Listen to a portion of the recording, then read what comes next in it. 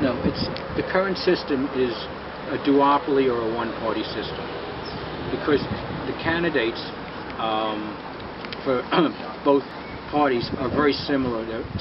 The same corporations fund them.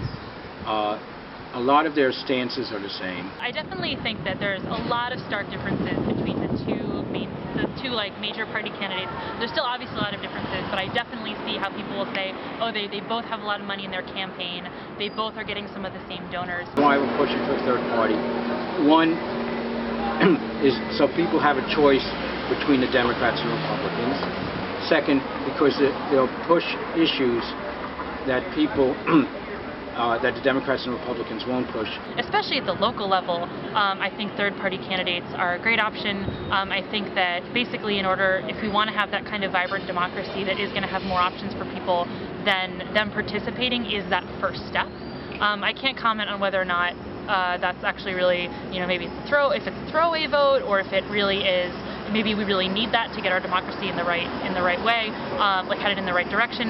But I definitely think that even casting a vote for a third candidate is certainly better than not voting at all. It's important to vote, to get votes from college students, because there's tuition, how much the government's going to help us, and the presidents and whoever we vote for, it's probably going to have a big impact on our student life and our resources too. It's important to register students to vote because we're a demographic that traditionally hasn't had the best show rate at the polls. And if you look at what candidates are talking about, it's a lot about stuff like Medicare and Social Security. And the reason they do that is because older people vote. The older Americans vote really reliably, and so those are the issues candidates are talking about. If we want to change that narrative, and if we want to get them talking about things that are important to us, things like college affordability, energy and the environment, student debt, having jobs when we graduate, then we need to show that we're a threat in the polls. If we don't do that, they have no reason to be responsive to what our interests are. And that means decisions are going to be made in Harrisburg and Washington without our consent.